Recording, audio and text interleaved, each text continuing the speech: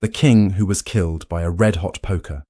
Fact, folklore, or the most grotesque murder in royal history. Royal power comes with a price.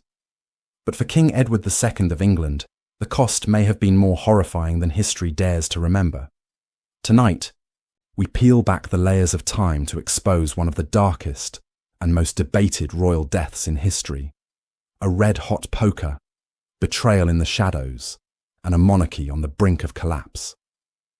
Was it a brutal assassination designed to send a message, or a carefully constructed lie to erase a disgraced king? Before we begin, take a moment to like the video if you're fascinated by the twisted corners of history, and subscribe if you want more tales that textbooks often skip. Drop a comment and tell me, was it murder or myth? And let me know where in the world you're watching from. It's always wild to see how far these dark stories travel. Now, dim the lights, take a breath, and step into the cold, cruel corridors of medieval power, where no throne is safe and no death is ever simple. The tragic tale begins. Who was Edward II? In the long and blood-soaked tapestry of England's monarchy, few figures stand out as tragically, as controversially, and as enigmatically as Edward II. A king remembered not for his victories, but for his vulnerabilities. Not for his glory, but for the way his life unravelled into humiliation, betrayal, and whispered horrors. His reign, from 1307 to 1327, is a lesson in how power without strategy, love without caution, and rule without respect can doom even the most sacred of crowns. Edward was born in 1284, the fourth son of Edward IV, one of England's most formidable kings, known as the Hammer of the Scots, a warrior king, a conqueror, a man carved out of stone and steel. So when his first three sons died young, and little Edward became heir to the throne, the weight of legacy crashed down on a boy ill-suited for the battlefield. Unlike his father, Edward II was not interested in war or conquest. He preferred music to military drills, the company of close companions to the cold strategy of kingship. And that, at least to the English nobility, was his first great sin. In 1307, Edward III died on campaign, still at war, still relentless. His final command was stark: do not bring my bones home until Scotland is subdued. But before that promise could be fulfilled, his son ascended the throne and promptly shattered the iron discipline his father had built. Almost immediately, Edward II raised eyebrows and voices by recalling a man who had been exiled under his father's rule, Piers Gaveston. To call Gaveston merely a favourite would be to drain the drama from the truth. Their relationship was intimate, intense, and to many, scandalous. We don't know the full nature of their bond, but chroniclers of the time certainly had their suspicions. Piers Gaveston was everything the court resented: flashy, arrogant, ambitious, and dangerously close to the king's heart. Edward didn't just bring him back. He showered him with titles, gifts, and lands. Gaveston was made Earl of Cornwall, a title traditionally reserved for royalty. Nobles who had earned their power through blood and battle were suddenly watching a foreign upstart laugh in their faces, sitting beside their king, mocking their customs, and influencing royal decisions behind closed doors. The resentment didn't take long to boil over. The barons, those lords who had always seen themselves as the spine of the realm, began whispering in corridors and council chambers. Edward was not behaving as a king should. He was impulsive, distracted, and more interested in pleasure than politics. And Gaveston. He was the match thrown onto a growing pile of dry twigs. England had seen weak kings before, but never one who so openly alienated the powerful men who held the country's military and political might. Parliament, too, felt the chill. Edward's neglect of his duties, combined with his blatant favouritism, led to mounting tensions between Crown and Council. The tension broke in 1308, barely a year into Edward's reign. A group of leading nobles, known as the Lords Ordainer, forced Edward to exile Gaveston once more, but the king wasn't done. Defiant, He brought Gaveston back again, only to see the kingdom tremble closer to civil war. In 1312, the barons had had enough. They captured Gaveston, tried him in a mock tribunal, and executed him without royal permission. It was an unmistakable message: your crown is not invincible. Edward was devastated. Gaveston's death wasn't just a political loss. It was deeply personal. The king had lost the one man he had trusted above all. But instead of learning caution, Edward reacted with rage. He sought revenge, made new alliances, and appointed new favourites, among them Hugh Despenser the Younger, a name that would soon become synonymous with tyranny. But in those early years, England was already bleeding from within. The Scottish wars continued to go poorly. Edward's disastrous military leadership at the Battle of Bannockburn in 1314 was a humiliation that echoed across the realm. Thousands of English soldiers were slaughtered, and Robert the Bruce secured Scottish independence with a crushing blow. For the nobles, this was confirmation of what they had feared. Edward was not a warrior. He was not a leader. He was a liability to the very fabric of the nation. And all the while, the seeds of dissent grew. Behind the lavish halls of court, rebellion stirred. The barons didn't just dislike Edward, they feared where his rule might lead. His reliance on favourites, his erratic governance, and his dismissal of noble counsel fractured any remaining loyalty. They began forming alliances behind his back, consolidating power in secret, drafting charters and oaths of resistance. The very men who should have been Edward's shield and sword were now plotting to become his executioners. One of the most powerful among them was Thomas of Lancaster, a cousin to the king. A man with his own ambitions, Lancaster saw in Edward's failures a chance to elevate himself. Throughout the 1310s, Lancaster became the de facto ruler of England, issuing edicts, levying taxes, and ruling in Edward's name while undermining him at every turn. The king had become a prisoner on his own throne. But Edward II was not yet broken. Despite repeated humiliations and power grabs, he would not relinquish his crown. He fought back, not with wisdom, not with strategy, but with raw desperation. And that desperation led him to darker paths, empowering men like the Despensers, whose cruelty would push the realm even closer to the edge. By the 1320s, England was in a state of near civil war. The nobility, fractured into factions, warred against each other while the country descended into lawlessness. Peasants suffered under heavy taxation. The royal treasury was dry. The borders were unstable. The monarchy was rotting from the inside. And still, Edward clung to power, not because he was strong, but because he was afraid. What began as a story of a young king with the promise of peace and stability had become a cautionary tale. A tale of how personal obsession can sabotage public duty. How love, whether romantic or not, can become a political liability. And how a king who surrounds himself with flatterers instead of counsellors may find his enemies wearing the cloaks of his friends. Edward II's reign began with celebration and hope. He was young, educated, and had all the resources of an empire at his fingertips. But he lacked what his father had in abundance: discipline, fear, and command. Instead, he led with his heart, and in a world of daggers and crowns, that heart would soon be torn open. But the story doesn't end here. Because what awaited Edward was not just rebellion or deposition. What awaited him was betrayal so profound it would echo through English history. A fall so humiliating it would be whispered in rumours for centuries, and a death so gruesome, so unspeakable, that it would stain his legacy forever.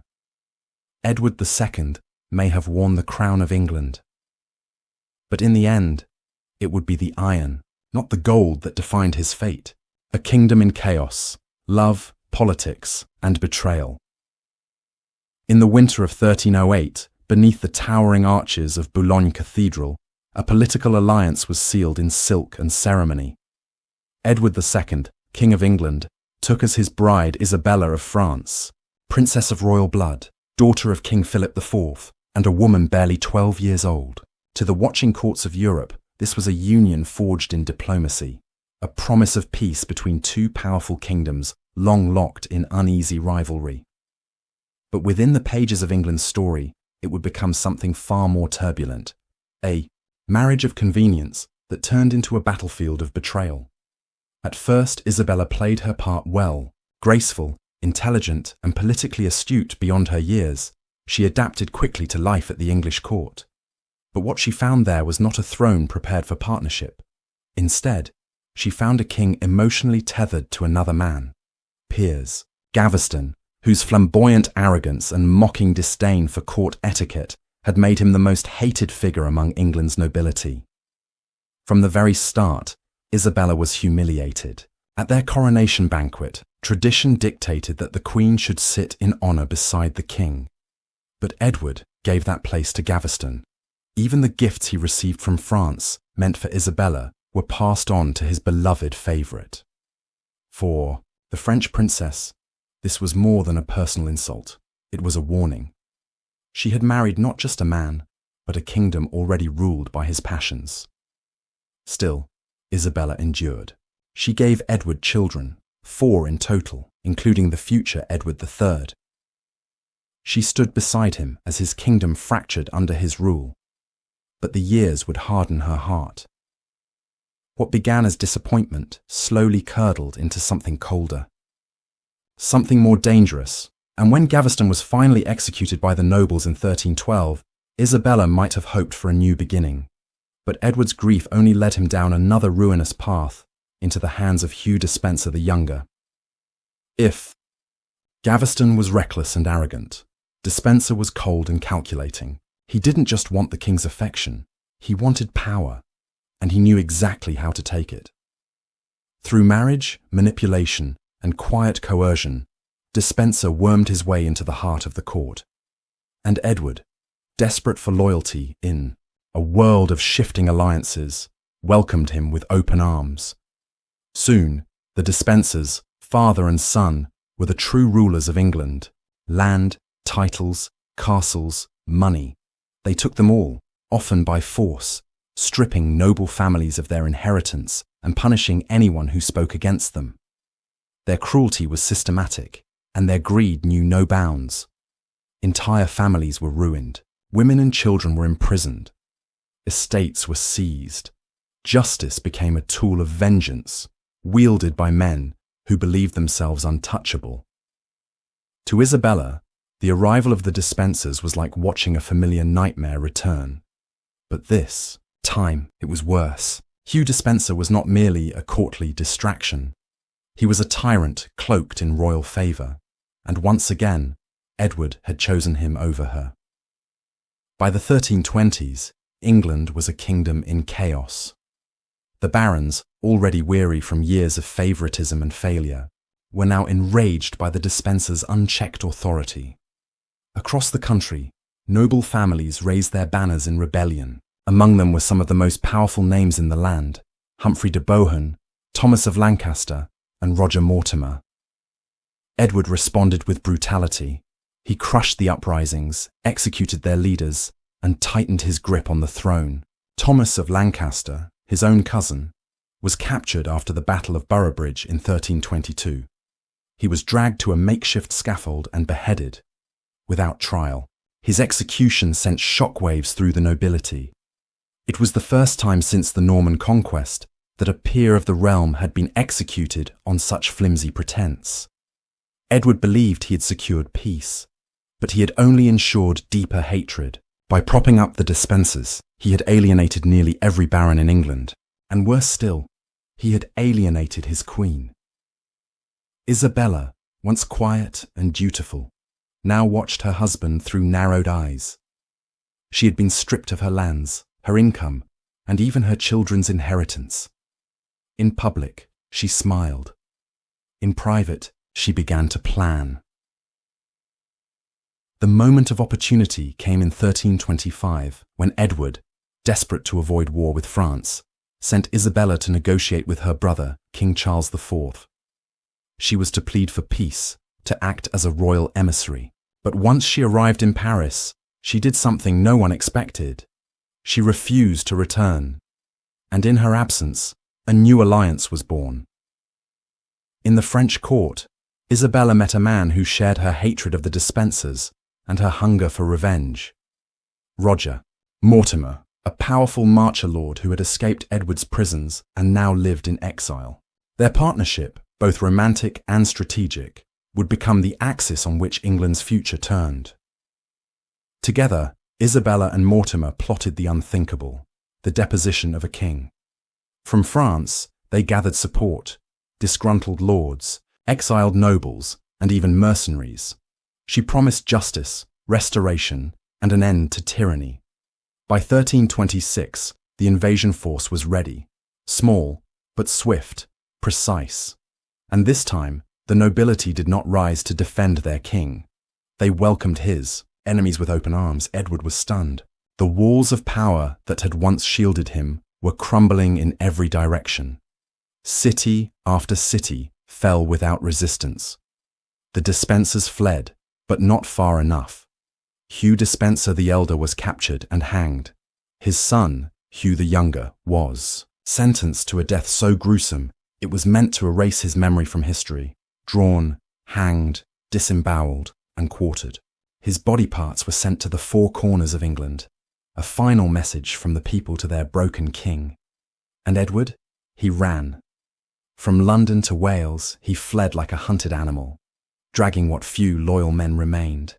But the net closed quickly. He was captured, imprisoned, and delivered to Isabella, not as a husband, not as a king, but as a prisoner awaiting his fate. The Queen had returned not as a consort, but as a conqueror. The same woman once sidelined and scorned now stood at the heart of a revolution. The barons who once scorned her now called her the she-wolf of France, a name that would echo through history, both in awe and in fear. Edward II was no longer king. His crown had passed to his son, Edward III, a boy of just 14, ruled at first by his mother and Mortimer. And as for Edward II himself, what lay ahead would plunge him into deeper darkness, into the cold stone walls of Berkeley Castle, and perhaps into the most horrifying royal death ever recorded. But before we descend into that shadow, we must pause. Because this chapter is not merely about politics and power. It's about love twisted into obsession, loyalty turned into treachery, and a man who lost everything because he could not distinguish the affairs of the heart from the affairs of the crown. In a kingdom of chaos, Edward II clung to those he loved and ignored those he ruled. And in the end, it was not just his enemies who brought him down. It was the people he trusted most. The Queen strikes back. Isabella and Mortimer's invasion. A queen in exile. A disgraced nobleman turned fugitive. A kingdom on the edge of collapse. The stage was set for one of the boldest political coups in medieval history. This was no mere rebellion. This was retribution, a meticulously crafted vengeance fueled by betrayal, humiliation, and ambition. And at its heart was a woman once dismissed as ornamental, a queen who would become a conqueror. Her name was Isabella of France, but history would come to remember her by another title, the she-wolf of France. After a decade of suffering in silence, cast aside by her husband Edward II, humiliated by his obsession with favourites like Piers Gaveston and Hugh Despenser the Younger, and stripped of her power, wealth, and dignity, Isabella had finally escaped her gilded prison. Her flight in 1325 to the court of her brother, King Charles IV of France, under the pretense of diplomatic negotiation, was no act of retreat. It was a turning point. Behind the silk veils of diplomacy, Isabella was scheming, a queen scorned, ready to burn down the world that betrayed her. But rebellion needed more than fury. It needed an ally. And that's where Roger Mortimer came. In once one of the most powerful lords of the Welsh marches, Mortimer had been imprisoned by Edward for leading a baronial revolt. He escaped the Tower of London in a daring nighttime escape, fleeing to France where his path would cross with the exiled queen. Their connection was immediate. Both had lost everything to Edward's cruelty, and both knew they would never get it back by playing the old game. Together, they decided to write a new one. It was no secret that their relationship turned romantic, but to reduce their alliance to love alone would be to miss the point. This was a political machine, forged in exile and powered by ambition. Isabella and Mortimer began gathering support, silently, methodically, one ally at a time. Their cause resonated deeply. English nobles who had seen their lands seized by the Despensers, who had lost fathers and brothers to Edward's purges, now had a banner to rally behind. Clergy, merchants, exiles, even commoners disillusioned by years of heavy taxation and famine, they all saw Isabella not as a traitor, but as the realm's last hope. In Hainault, an independent county in what is now Belgium, Isabella secured a crucial alliance. She betrothed her teenage son, Prince Edward, to the daughter of Count William of Hainault in exchange for ships, men, and gold. It was a mother's gamble and a queen's strategy. And so, in the autumn of 1326, the invasion began. Isabella, Mortimer, and the young Prince Edward set sail for England with only a few hundred men. But this wasn't a war of numbers. It was a war of momentum. And from the moment their boots hit English soil, they had it. They landed at Harwich on September 24th, greeted not by swords, but by cheers. Towns surrendered without resistance. Castles opened their gates. The oppressed nobility, starved for justice, flooded to their side. Isabella had not come as an invader. She had come as a liberator. Meanwhile, in London, Edward II was unravelling. At first, he dismissed the invasion as a mere nuisance. But as reports poured in, towns lost, nobles defecting, peasants rising, panic took root. The king's few remaining supporters were rapidly abandoning him. Even the military power of the Despensers couldn't turn the tide. Edward fled westward with Hugh Despenser the Younger, his remaining loyalists dwindling by the day. Their goal was Wales, a last refuge where the king still held some control, but it was too late. As Isabella's forces advanced, London exploded in revolt. The common people, long enraged by famine, taxation, and injustice, erupted in fury. They stormed the Tower, tore through government offices, and executed anyone linked to the Despensers. The city, for the first time in years, was beyond the king's reach. While Isabella reclaimed the capital, her forces pursued Edward through the wet, muddy landscapes of Wales. The king, once sovereign of the realm, now skulked from abbey to fortress, a shadow of the man who once wore a crown. Then, on November 16th, 1326, the chase ended. Edward II and Hugh Despenser the Younger were captured near Llantrisant in the valleys of South Wales. The king was taken in chains, weary, soaked, and broken. The mighty monarch, who once executed his rivals without trial, now stood powerless before the very people he had betrayed. But the real prize for Isabella was not just the king, it was Despenser. The younger Hugh Despenser was dragged to Hereford, where he faced a trial in name only. The charges were long: tyranny, theft, false imprisonment, blasphemy, and the punishment was savage. On November 24th, he was hanged, drawn, and quartered before a jubilant crowd. His head was impaled on London Bridge, his body parts sent across the kingdom. To the people, this was not brutality, it was justice. As for Edward, his fate hung in the air like smoke. Stripped of his crown and his dignity, he was imprisoned at Kenilworth Castle. Parliament was summoned, and in January of 1327, Edward was formally deposed, the first English king to be legally removed from power. His 14-year-old son was crowned Edward III, with Isabella and Mortimer acting as regents. To the people, the kingdom had been saved. To history, a dangerous precedent had been set. But Edward II's story was not yet finished. Even in chains, even without a crown, he remained a threat. Loyalists still whispered of his return. Rumours spread that he might escape, that his son might grow rebellious, that war could yet reignite. And so, Isabella and Mortimer made a chilling decision. In the summer of 1327, Edward was moved to Berkeley Castle.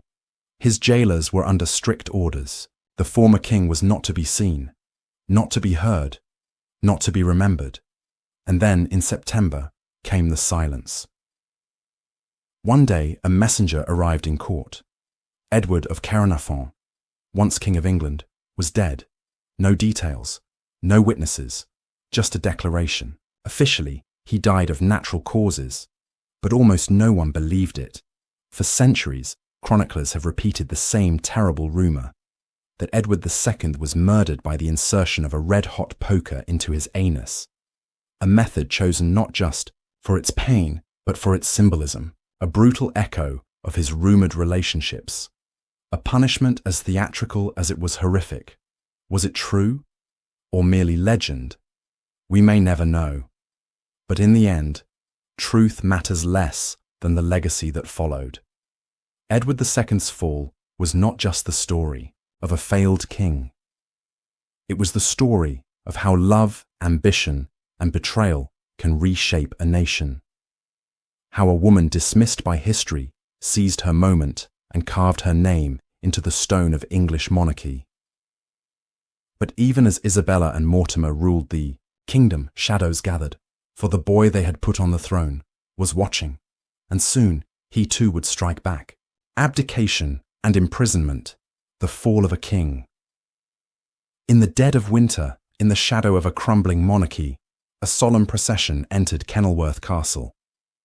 It was January 20th, 1327, a date that would live in infamy. Before the assembled lords, clergy, and barons of England, a document was laid bare on the table. It bore the seal of a broken man, a monarch shamed into silence. King Edward II, once the most powerful man in the land, had been forced to abdicate his throne. He did not speak. He was not given a voice. Surrounded by enemies who once called him Majesty, Edward sat in tattered robes, pale and diminished. He was no longer their sovereign.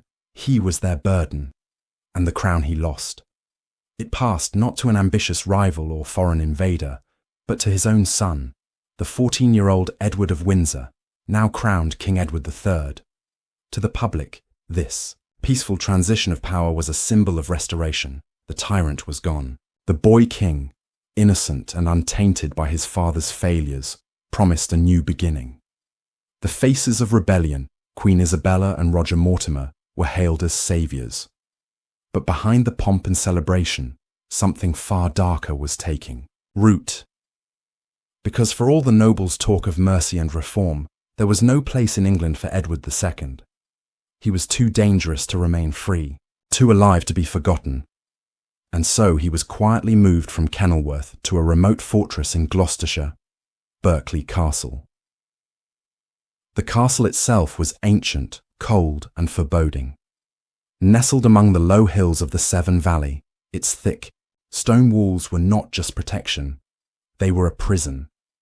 Here, in these damp and echoing chambers, Edward would spend the last months of his life, isolated, guarded, watched, and watched, most of all, by death.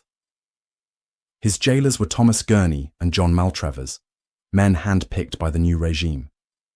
They were not chosen for their compassion. They were chosen for their discretion and their willingness to carry out orders that history would never write down. Edward's treatment at Berkeley was, by all accounts, grim. Though officially described as safe custody, contemporary chronicles whisper of harsh confinement, starvation, and psychological torment. One tale speaks of guards playing instruments beneath his window, discordant music, day and night, designed not for entertainment, but to drive the king to madness. Other rumours suggest beatings, malnutrition, even exposure to the elements, left in the cold, shivering in silence, denied the basic dignity even prisoners of war might expect. And all the while, the question loomed like fog over the battlements. What should be done with the former king? His existence was a thorn in the side of Isabella and Mortimer. So long as he lived, rebellion was possible. Loyalists could rally. Conspiracies could form. Edward could escape, return, and reclaim what was lost. History had seen it before. England had no shortage of deposed kings who came back with fire and vengeance. And then there were the Despensers. Their deaths had already sent a chilling message. Hugh Despenser the Elder, loyal to Edward to his last breath, had been captured and hanged in Bristol, his body left to rot, unburied, as a warning to those who defied the new order. But it was Hugh Despenser the Younger whose death shook even the most hardened hearts.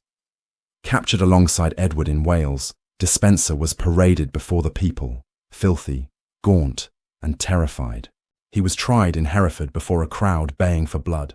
The charges: tyranny, theft, sodomy, and cruelty. The verdict: death by the most gruesome means imaginable. On November 24th, 1326, Despenser was stripped naked, tied to 4 horses, and dragged through the streets. At the gallows, he was hanged, but cut down before death. Then came the horror. Still alive, he was castrated and disemboweled, his entrails burned before his eyes. Finally, he was beheaded, and his body quartered, sent to the 4 corners of England as a grotesque trophy. His head, mounted on London Bridge, stared blankly over the Thames. This was not justice.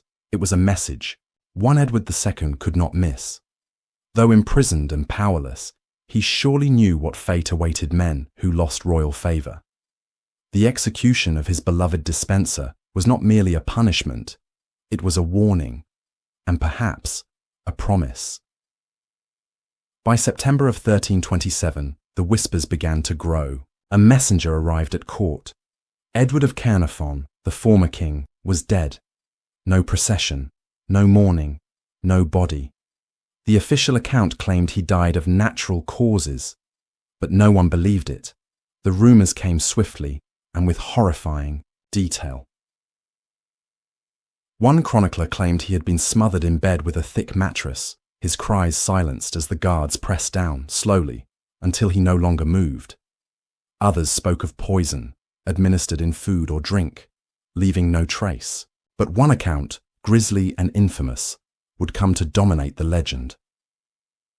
It claimed Edward II was murdered by the insertion of a red-hot poker into his anus, a method meant to leave no external marks and serve as a grotesque parody of his rumoured sexual relationships. His screams, it was said, echoed through the halls of Berkeley Castle, terrifying even the servants. Historians still debate the truth. Was it symbolic storytelling, a warning from moralists about indulgence and sin? Or was it real, an execution so brutal it defied belief? In the absence of a body, the legend took root, because the mystery was never just about how Edward died, but why. Was it ordered by Mortimer? By Isabella? Did the boy King Edward III know? Or did the guards act alone, seeking favour through unspeakable means? In time, Berkeley Castle would become more than a place. It would become a mythic grave, a monument to the cost of failure and the cruelty of power. Yet even in death, Edward II refused to rest quietly. Over the next few years, rumours of his survival spread like wildfire. Travellers from Italy claimed to have seen him alive in Europe, living in secrecy as a monk. Letters emerged, speaking in his voice, pleading for help, offering tales of escape and betrayal. Some said the body buried at Gloucester Cathedral was not his at all. Could he have lived? Was his death faked? Or was this just the desperate hope of a country racked with guilt? We may never know. But what is certain is this: the fall of Edward II was more than a political collapse. It was a slow, excruciating unravelling of a man, driven by passion, blinded by loyalty, and undone by betrayal. A king who could not navigate the stormy seas of power and who paid the ultimate price, and the woman who orchestrated his downfall. Her triumph was not the end of this story. It was merely the beginning of the next. Because the boy king she placed on the throne, Edward III, was growing older, wiser, and vengeful. And soon, the fall of Mortimer and Isabella would eclipse even the tragedy of Edward II. The red-hot poker, murder or myth? It is one of the most grotesque deaths ever recorded in royal history. A deposed king, stripped of dignity, held in a dank castle deep in the English countryside. In the dead of night, his jailers enter. He is pinned down. And then, a red-hot poker is forced into his body through the anus, leaving no outward wound, only agony and silence. This is the legend that haunts the legacy of Edward II. Not his reign, not his defeat, but his death. For centuries, schoolchildren whispered about it. Chroniclers recorded it in chilling detail. Historians debated it endlessly. But beneath the horror lies a deeper question. Was it true, or was it a masterstroke of propaganda, a cruel myth designed to humiliate a king even in death? To understand the infamous tale of the red-hot poker, we must begin not with fire but with fear. By the summer of 1327, Edward II had been overthrown by his wife, Queen Isabella, and her lover, Roger Mortimer. Imprisoned at Berkeley Castle, Edward was a king in name no longer. But he was still alive, and in that simple fact lay danger. Edward's survival posed a constant threat to the new regime. Loyalists across the country had already tried to raise support to free him. Some called for his restoration. Others whispered that the boy king Edward III, just 14 years old, was being manipulated and that the rightful king still lived. For Mortimer and Isabella, Edward II's existence was a political liability, a wound that refused to close. But how do you kill a former king without becoming a tyrant yourself? Quietly, invisibly, symbolically. And so the story goes. On the night of September 21st, 1327, Edward's captors, Sir Thomas Gurney and John Maltravers, entered his chamber. They placed him under heavy blankets to muffle any sound. And then, from beneath those folds, they inserted a red-hot metal rod into his rectum. No marks, no blood. Just the horrific internal injuries of an unthinkable act. A perfect murder, a message cloaked in secrecy. And above all, a punishment laden with meaning. Because this was no random cruelty. According to many, it was deliberate symbolism. Edward's reign had been marked by his deep personal attachments to male favourites. First Piers Gaveston, then Hugh Despencer the Younger. Though the term homosexuality did not exist in the 14th century as we understand it, Edward's perceived relationships with these men were deeply scandalous in his time. To the medieval mind, such attachments were not merely immoral, they were unnatural and often blamed for the collapse of kingship, morality, and even divine favour. Thus, the red-hot poker wasn't just a method of murder. It was, according to legend, a twisted form of poetic justice. But was it real? Let's look at the sources. The earliest and most detailed account of this method of execution comes from a chronicler named Geoffrey Le Baker, writing in the 1350s, some 25 years after Edward's death. In his Chronicon Angliae, Geoffrey describes the deed in graphic detail, complete with the muffling blankets, the stealthy assassins, and the brutal insertion of the iron rod. It is from this account that the story entered mainstream historical memory. But there are problems. First, Geoffrey Le Baker was not a contemporary eyewitness. He was writing long after the fact, and his work often included moral judgments, dramatic flair, and religious overtones. Some modern scholars believe his chronicle reflects more moral storytelling than factual reporting. Second, no other source close to Edward's death mentions the red-hot poker. Contemporary letters, royal records, and earlier chronicles from the 1320s and early 1330s either state that he died of illness or offer no cause at all. In fact, the official record delivered to Parliament at the time simply stated that Edward had died naturally, with no suspicious circumstances cited. So why did Geoffrey Le Baker and later chroniclers believe such a horrific story? One possibility is retrospective moralizing. To writers of the later 14th century, Edward's death needed to fit the narrative of a fallen, sinful king. His reign, marred by indulgence, favoritism, and misrule, had to be seen as a cautionary tale. The murder, then, became not just fact, but parable. Another theory is propaganda. By the time Geoffrey was writing, Edward III, the son of the deposed king, had turned against Mortimer and Isabella. He had them arrested and Mortimer executed in 1330. There may have been an effort to cast Mortimer in the most villainous light possible, including associating him with a sadistic, depraved form of regicide. The red-hot poker story, in this light, becomes a tool of political vengeance, an accusation too horrifying to ignore, too symbolic to forget. But there's another twist. Not everyone believed Edward died at all. In the years following 1327, rumours of Edward's survival swept across Europe. Ambassadors claimed to have seen him in Germany or Italy. Letters surfaced, allegedly written by the former king, begging for help. A particularly detailed account from a man named Manuel Fieschi, a notary of the papal court, claimed Edward had escaped Berkeley, lived as a hermit in Europe, and died peacefully abroad. Historians today are divided. Some argue these were hoaxes or wishful thinking. Others believe they may hold fragments of truth. If Edward had indeed escaped, then the story of his gruesome death would have served a crucial function: to close the book on his life, to silence the whispers, and to convince the world he was beyond saving. In that case, the red-hot poker may never have existed, not as a weapon, but as a smokescreen. So, what can we believe? Historians remain torn between three possibilities. Edward was murdered quietly, by poison or suffocation, and the red-hot poker was an invention of later chroniclers. He was murdered as described, as a symbolic act of cruelty and shame. He escaped, and the red-hot poker story was a deliberate fabrication to cover his flight. Each theory has its defenders and its flaws. But the persistence of the story speaks to something deeper. The red-hot poker is more than just a murder weapon.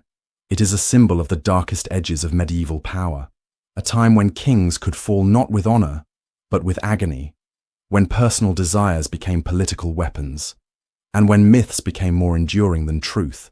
What is certain is that Edward II's reign ended in tragedy, his legacy cloaked in shame, secrecy, and speculation. Whether he died screaming in the stone halls of Berkeley Castle or lived out his days in a foreign monastery, the legend remains. A king betrayed by those closest to him, a death whispered for centuries, and a symbol of how power, sex, and fear collide in the shadows of history, separating fact from folklore, historical doubts. The death of Edward II is remembered not for its certainty, but for its cruelty. A red-hot poker, a muffled scream, a murder concealed in darkness.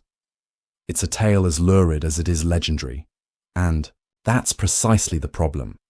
Because while the image lingers in the collective imagination, historians have long questioned its veracity. Was this gruesome act a matter of fact? Or the creation of folklore, weaponized by politics and shaped by myth? Let's begin with a simple truth. We don't know how Edward II died. The official record is maddeningly vague. It says only that Edward died at Berkeley Castle on September 21st, 1327. No autopsy, no clear cause, just a date, just a body. And yet, less than 3 decades later, chroniclers would commit to the most brutal theory imaginable: a red-hot iron poker inserted into the king's rectum, leaving no external evidence of violence, a method at once untraceable and unforgettable. But modern historians approach this story with intense skepticism, and for good reason. Let's break down the evidence. The most detailed version of the poker story appears in the Chronicle of Geoffrey, Le Baker, written in the 1350s. His account is vivid, almost cinematic. He describes Edward being pinned beneath heavy blankets, a red-hot rod prepared in secret, and his captors using the method to preserve the body outwardly unmarked. It's a tale of murder, humiliation, and symbolism. But there's a catch. Geoffrey Le Baker was not a contemporary witness. He was writing over 20 years after the event, and his work often veers into moralizing fable. His chronicle was written during the reign of Edward III, the son of the slain king, who had since turned against his mother Isabella and Roger Mortimer. There was every reason to paint Mortimer and his regime in the blackest possible light. Earlier chronicles, closer to the time of Edward's death, make no mention of a red-hot poker. They speak only of natural causes or vague rumours of death. The dramatic torture narrative, it seems, emerges only after Mortimer's own execution, as though history had finally become safe to rewrite. And so, scholars began asking, if not the poker, then what? Several theories have emerged. Theory 1, a natural death. This is the least dramatic, but perhaps the most plausible. Edward had been held in captivity under harsh conditions, isolated, likely malnourished, and subjected to emotional torment. It's entirely possible that he succumbed to illness or stress. One of Edward's contemporaries, Adam Muramuth, reported that the former king was treated with considerable harshness, which could imply neglect or maltreatment. In the medieval world, pneumonia, infection, or simple starvation could kill as swiftly as any blade. But a natural death posed a political risk. It left open the possibility of martyrdom. A quietly deceased king could still be remembered with his sympathy, even sainthood. A dead body offered no finality unless it was wrapped in horror. And so, for some, a second theory feels more likely. Theory 2. Smothering or poison. This version fits with the era's preference for discreet execution. Smothering, perhaps with a mattress or pillows, would leave little trace. Poison, though harder to control, was another favoured method among medieval assassins. This theory is supported by the fact that Edward's death was announced without ceremony. There was no state funeral, no grand procession. His body was quickly buried at Gloucester Cathedral, and little effort was made to allow public viewing. Such secrecy strongly implies that something about his corpse, or the cause of death, was meant to be hidden. Furthermore, his guards, Thomas Gurney and John Maltravers, fled the country shortly after his death. Gurney was later captured in Spain and died under mysterious circumstances before he could be returned to England. Was this flight evidence of guilt? It certainly raises questions, but perhaps the most tantalizing theory of all is the one that rewrites everything. Theory 3. Edward escaped in the 1330s. Just a few years after Edward's supposed death, a remarkable letter surfaced in Italy. It was written by Manuele Fieschi, a notary of the papal court, and addressed to Edward III himself. In it, Fieschi claimed that Edward II had escaped from Berkeley Castle, fled to Ireland, and eventually travelled through France and Germany, living in exile as a hermit and penitent. The Fieschi letter, as it's now known, details Edward's alleged journey with astonishing specificity. It even claims he met the Holy Roman Emperor and settled in northern Italy, living incognito until his death. Most historians treat the letter with suspicion. It's riddled with inconsistencies and lacks corroborating evidence. But some, including modern scholar Ian Mortimer, believe it may contain a kernel of truth. After all, there was no public viewing of Edward's body, and some reports claimed the corpse was deliberately disfigured or unrecognizable. If Edward had escaped, it would explain why Mortimer and Isabella were so desperate to announce his death swiftly, and why they needed to concoct a story so outrageous that no one would ever question it. Because that's what the red-hot poker. Story accomplished. Closure. A gruesome, symbolic death served as a deterrent, a political weapon, and a moral fable. It reinforced the idea that Edward's sins, his indulgences, his favoritism, his failures, had culminated in divine punishment. It allowed the new regime to cement their rule without fear of royal resurgence. And it worked. Until, that is, Edward III came of age. In 1330, the young king staged a coup against Roger Mortimer, who had ruled England in his name.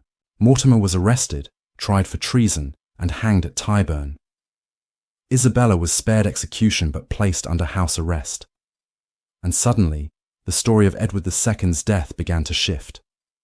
Chroniclers like Geoffrey Le Baker wrote with vengeance. They vilified Mortimer. They painted him as the monster behind Edward's murder. And they gave the people a tale so ghastly it would endure for 700 years. But was it real, or was it revenge by ink and parchment? Today, the scholarly consensus is cautious. Most agree the red-hot poker tale is likely fictional, a piece of medieval propaganda designed to inflict posthumous shame. It fits too neatly with Edward's rumoured sexuality.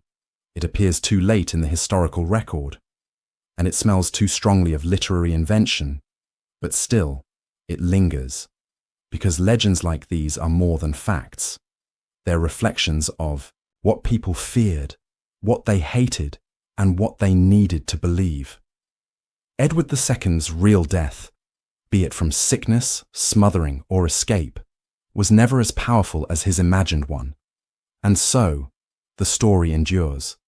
Not because it is true, but because it is unforgettable. The shadow of Edward, legacy, legends, and cultural impact. The tale of Edward II did not end with his death, real or imagined. In truth, it had only just begun. Across the centuries, the shadow of Edward's fall would stretch long and wide, over literature, over politics, and over culture. His reign, so fraught with scandal, rebellion, and tragedy, became more than a footnote in history. It became a mirror, reflecting fears of power misused, of intimacy exposed, and of justice warped by revenge. The mystery of Edward II's death remains unsolved, but his legacy, built as much on myth as on fact, has continued to grow. Let us begin with the central enigma. Did Edward II survive? We explored this in the previous chapter, how the Fieschi letter claimed Edward escaped, how sightings were reported across Europe, and how the official narrative never quite silenced the rumours, but what matters more than the truth is the belief. For many in medieval England, the notion that Edward was still alive, somewhere, was more than just a conspiracy. It was a symbol of unfinished justice, of a king wronged, abandoned by his queen, betrayed by his nobles. That myth was too powerful to die quietly. In fact, in 1338, over a decade after his supposed death, a man claiming to be Edward appeared in Germany, gaining temporary recognition from local lords before being arrested. Even in the 1340s, whispers of Edward's survival were still circulating. Why? Because people needed him. In a world where kings were seen as chosen by God, the violent deposition of a monarch created a spiritual rupture. If Edward was truly dead and murdered so obscenely, what did that say about divine order? What did that say about the justice of his son Edward III? About Isabella? About England itself? These questions haunted the political psyche. And so, even as Edward III solidified his reign, the stories persisted, not just of a king who had died, but of a king who might return. That mythos seeped deep into the cultural bloodstream. By the late Middle Ages, Edward II had become a tragic figure. A flawed man, yes, but also a victim. His intimacy with Piers Gaveston and Hugh Despenser had earned him the scorn of the barons. But later generations began to reinterpret these relationships with more empathy, or at least more curiosity. And nowhere was this shift more powerful than in the world of literature. In 1592, nearly 3 centuries after Edward's death, Christopher Marlowe brought the king back to life on stage in his seminal play, Edward II. Marlowe's version is deeply emotional and unflinchingly bold. He paints Edward not merely as a failed ruler, but as a man undone by love. His bond with Gaveston is no longer whispered subtext, it is centre stage. The play's erotic undertones and tragic overtones make Edward a martyr of passion, crushed by a world that cannot accept him. Marlowe's play was revolutionary. It presented same-sex love, not as sin or farce, but as something noble and destructive. In doing so, it transformed Edward from a cautionary tale into a human tragedy. Centuries later, Edward II would be resurrected again, on stage, on screen, and in scholarly works. In 1991, filmmaker Derek Jarman adapted Marlowe's Edward II into a defiant, avant-garde film that placed Edward's story in a modern political context. It was unapologetically queer, set in a dystopian England where the king's love for Gaveston clashed violently with militarized authority. The film used Edward's historical fall as a metaphor for contemporary struggles against homophobia and authoritarianism. And then, of course, there was Braveheart. Released in 1995, the film depicted Edward II not as a tragic lover, but as a weak, effeminate figure, dominated by his father and mocked by his court. While wildly inaccurate, historically and personally, it left a cultural mark. The film's depiction of Edward, leaning into caricature and playing fast with facts, sparked fierce debate about homophobia in historical fiction. Critics pointed out that the movie reinforced outdated stereotypes and ignored the complexity of Edward's real life. But what Braveheart lacked in accuracy, it made up for in influence. For many, this was their first encounter with Edward II, a king reduced to a symbol, stripped of nuance, and remembered for his sexuality more than his sovereignty. Such portrayals remind us of the danger and power of narrative, because how we remember Edward II says more about us than it does about him. Was he a king who failed? Yes. Was he a man who loved recklessly? Probably. Was he betrayed, humiliated, and perhaps murdered? Almost certainly. But was he also a symbol? A canvas upon which later generations projected their fears, their values, their politics? Absolutely. And this brings us to the final legacy of Edward II, the politics of downfall. His story is not unique. In its trajectory, other kings would fall, other rulers would face rebellion. But Edward's case became a template, a warning of what happens when personal loyalty triumphs over statecraft, when love blinds judgment, and when royal power becomes a weapon wielded by favourites. His downfall taught England a dangerous lesson, that kings could be deposed, that God's anointed was not immune to revolt, that a ruler's personal life could become his undoing. It created a precedent, one that would echo through the centuries. In 1399, Edward's great-grandson, Richard II, would also be overthrown. In 1649, Charles I would be executed after a civil war. In each case, the ghost of Edward II loomed in the background, a monarch whose fall made other falls possible. The death of a king was no longer unthinkable. And perhaps that is Edward's most enduring legacy. Not the red-hot poker, not the scandal, but the fact that a crown could be broken and the world would keep turning. Even today, Edward's story resonates. It speaks to the fragility of power, to the weaponization of private life, to the human cost of political ambition. His life was a warning, his death a riddle, his memory a battleground. He was a king who loved and lost everything, a ruler brought low by politics and passion, and a man whose story, centuries later, refuses to be forgotten. In the end, Edward II's shadow stretches far beyond the walls of Berkeley Castle. It reaches into literature, into politics, into identity, and into the timeless question, what happens when a king, lives too boldly for the world around him, a death that echoes through time? There are kings who ruled wisely, kings who conquered, kings who faded into obscurity. And then, there is Edward II, a king whose reign was marked by rebellion, whose love was seen as scandal, whose fall was unforgettable, and whose death, real or imagined, still echoes through time. But why?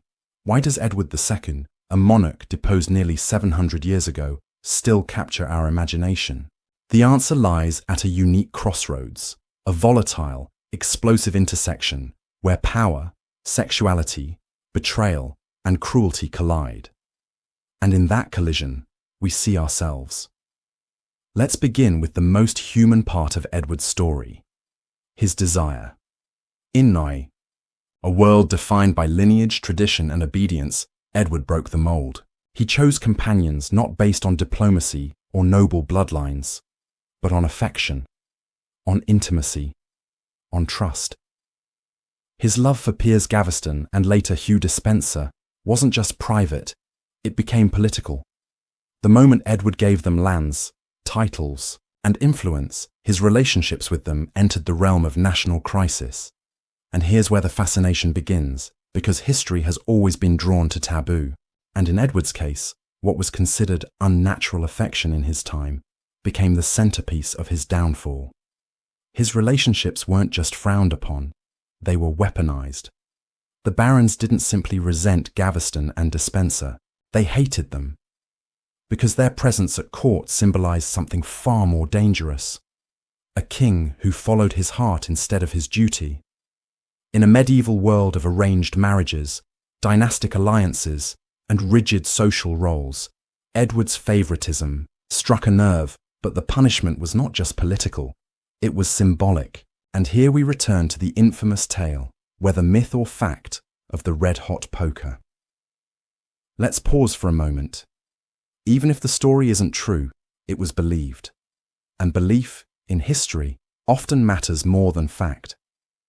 Because what a society chooses, to imagine and to circulate, reveals what it fears most. In this case, the fear of power corrupted by sexual transgression, of masculinity inverted, of kingship humiliated. The alleged method of Edward's death was more than execution. It was a message, brutal, theatrical, unforgettable. It suggested that a king, who defied traditional masculinity and political order, would be punished in the most degrading way imaginable. A red-hot poker thrust into the rectum, not simply to kill, but to shame. To medieval minds, it was a fate worse than death, and that's precisely the point. Because Edward's story exists not just in the realm of biography, it exists in the realm of propaganda. The medieval chroniclers, especially those writing after Mortimer's execution, weren't just recounting events, they were shaping legacy. Crafting morality plays, drawing lines between virtue and vice. They painted Edward not just as a failed king, but as a cautionary tale, too indulgent, too emotional, too easily swayed by love. It was a lesson to future kings. Keep your heart in check. Rule with steel, not sentiment.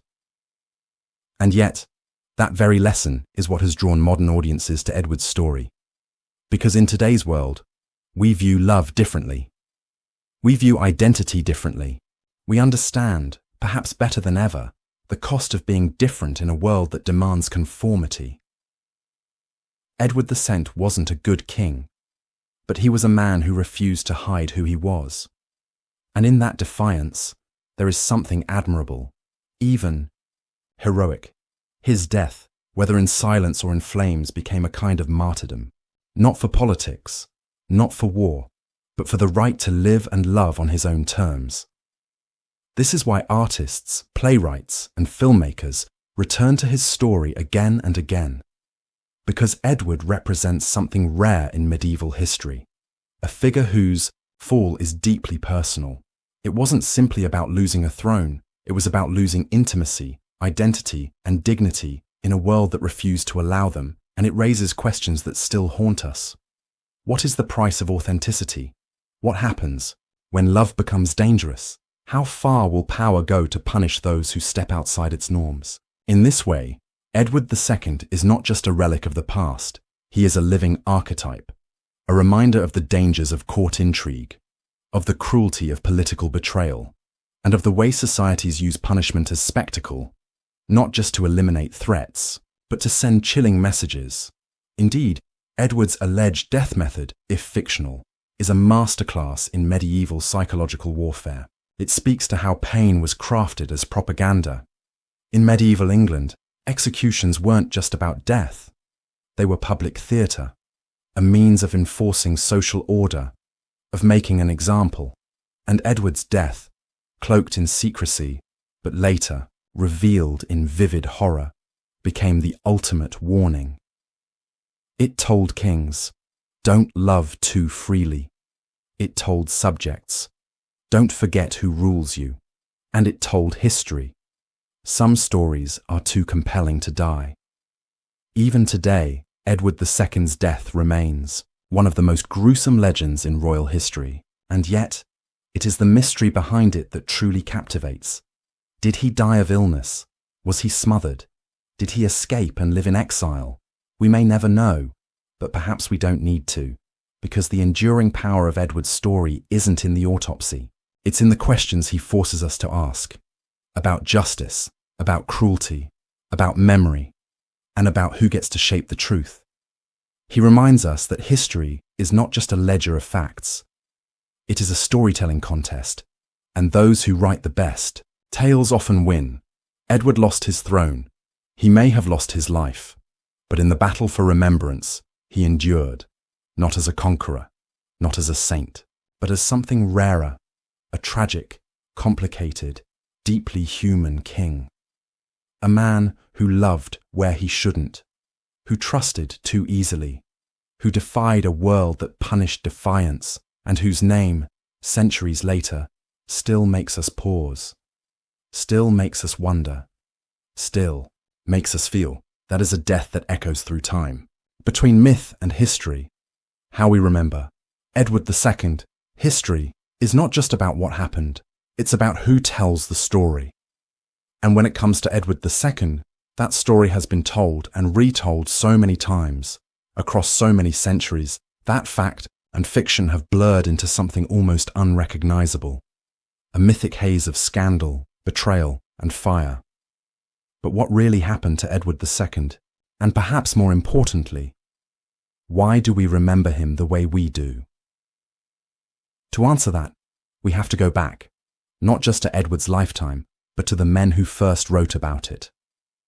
The medieval chroniclers. They were monks, clerics, and court observers, often writing long after events had passed. Their work wasn't objective reportage.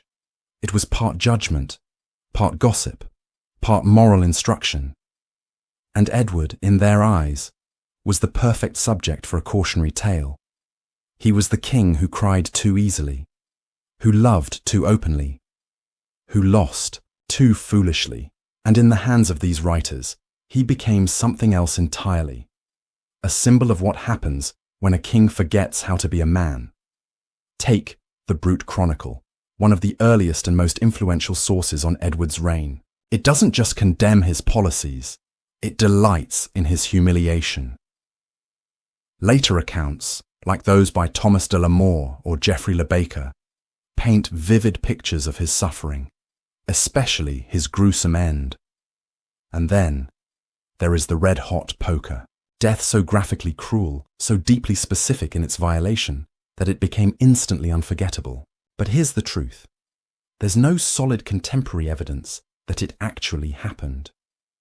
The earliest references to this method of execution don't appear until decades after Edward's death.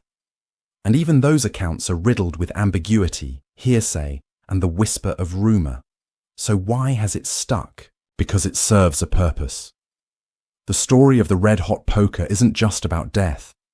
It's about shame. It's about portraying Edward not merely as defeated, but as emasculated, unworthy, unnatural. His sexuality, real or presumed, became a tool of political destruction, and the tale of his death became the ultimate expression of that judgment. It was, in short, character assassination by folklore. But folklore is rarely innocent. It often serves power. And so we must ask, who benefited from Edward's story being told this way? Certainly Queen Isabella and Roger Mortimer, the architect and executor of Edward's downfall. By portraying him as weak, deviant, and incapable of rule, they legitimized their own seizure of power. If Edward was a tyrant, or worse, a disgrace, they weren't traitors, they were liberators. Later, when Edward III overthrew Mortimer and imprisoned his mother, the narrative shifted again. Now Mortimer became the real villain, but Edward II, his image had already been set in stone, a tragic king, a failed king, a mocked king, and this image persisted. Through centuries of retellings, his legacy became a political mirror, reflecting the needs and fears of each generation. In Victorian times, with their rigid moral codes and obsession with masculine ideals, Edward was painted as a lesson in what happens when emotion overpowers duty. To them, he was weak because he loved too much, ruled too softly, and indulged too deeply. But by the 20th and 21st centuries, something started to shift. Historians began to re-examine the sources. They asked harder questions. They looked at context. They wondered, what if Edward's failures weren't entirely his own? What if his downfall had as much to do with the unrelenting power struggles of the English barons as it did with his personal life? What if Piers Gaveston and Hugh Despencer weren't just romantic distractions, but targets for a nobility that refused to accept a king who wouldn't play by their rules? And what if the red-hot poker story was never real, but rather a vivid metaphor for how far society would go to punish those who didn't conform? This modern re-evaluation doesn't paint Edward as a hero, but it does paint him as more complex. A man caught between tradition and identity, between the expectations of kingship and the reality of his own heart. A king who was, perhaps, not undone by weakness, but by nonconformity. In today's world, Edward II has become a figure of interest not just to medievalists, but to LGBTQ+ historians, playwrights, and storytellers looking to reclaim lost narratives. They see in him something deeper, a coded resistance, a quiet defiance of the heteronormative, militaristic ideals of his time. His close relationships with men, whether sexual or not, broke the mold of medieval kingship. And he paid the price. Yet even now he remains hard to pin down, because Edward's legacy is built on contradictions. He was a failed king, but an enduring icon. A ruler mocked by his enemies, but immortalized in literature. A man whose death may be a lie, but whose myth remains undeniably true. And this brings us to a broader phenomenon, the cultural psychology of doomed kings. History is full of them. Richard II, Charles I, Louis XVI, Nicholas II, all monarchs whose downfalls became morality plays, symbolic collapses of entire systems. In each case, the king became more than a person. He became a canvas onto which society painted its anxieties. Edward II fits neatly into this pattern. He became the scapegoat for England's political instability, a vessel into which frustrations, fears, and failures were poured. And in doing so, he lost his humanity. But perhaps now, centuries later, we can begin to give it back.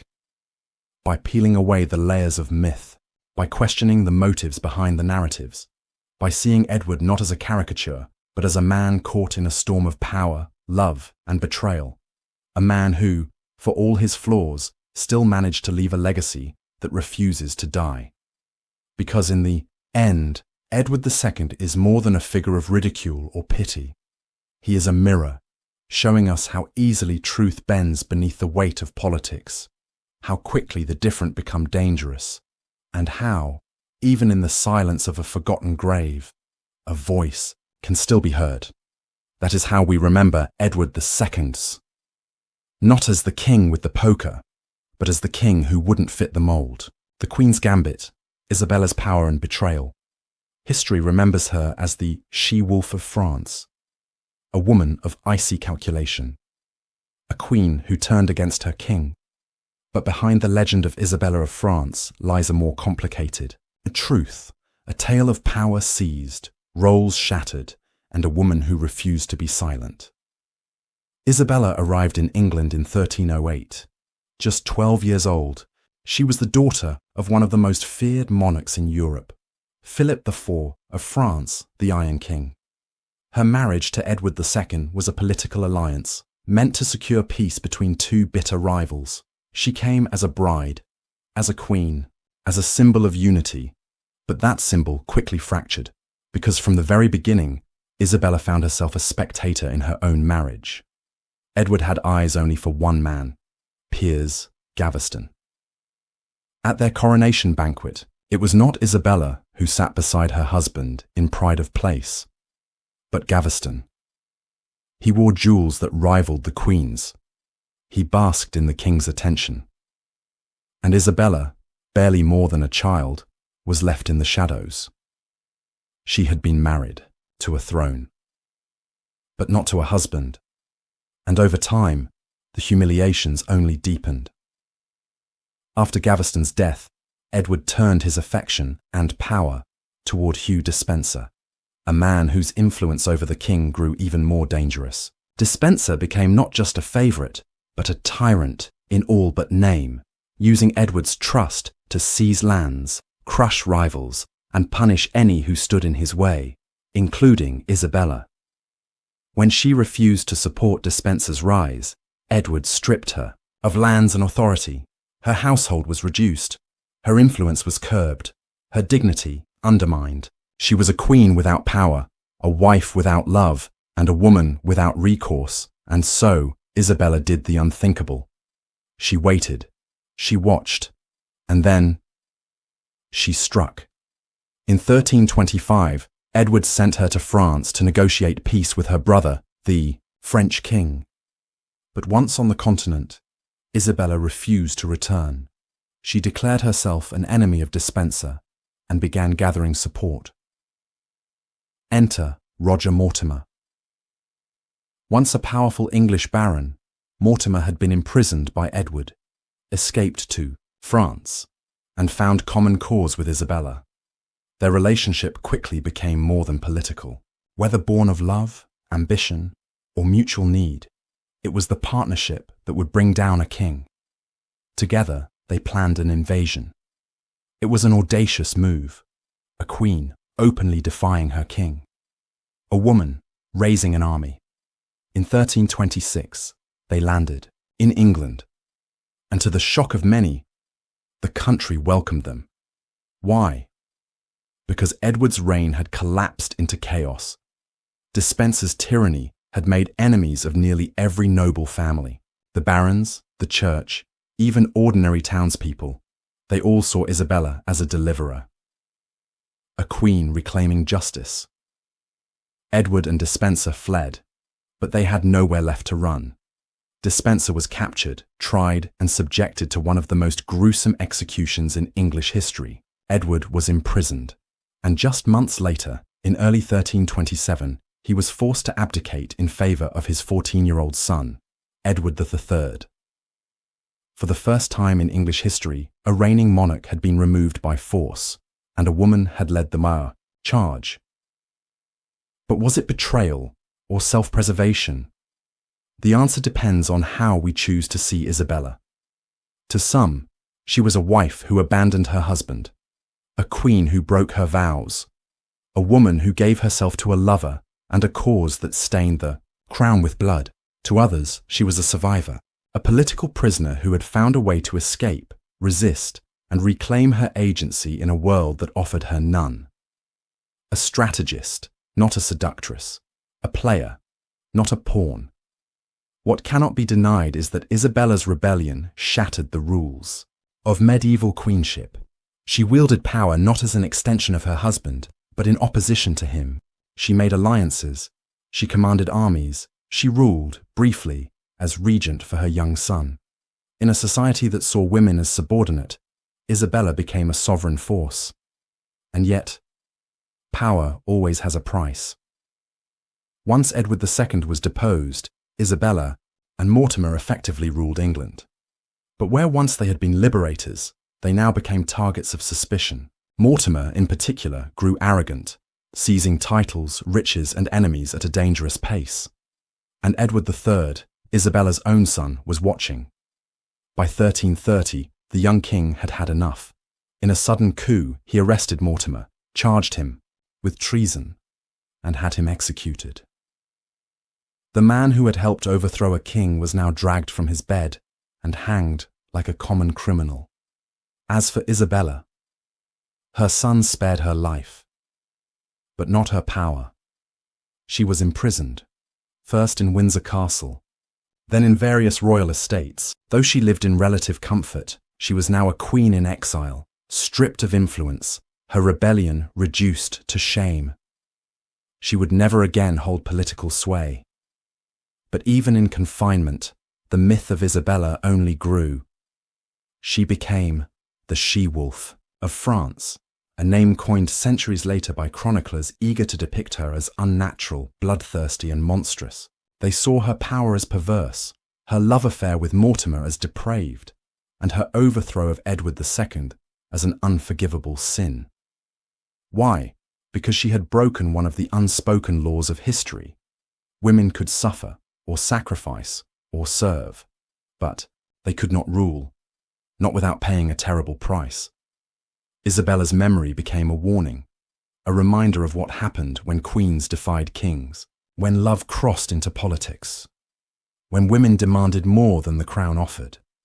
But time, like power, changes hands. Modern historians have begun to reclaim Isabella's legacy, not as a villain, but as a complex figure navigating impossible choices. She was born into politics, bartered into marriage, and betrayed by the very system meant to protect her.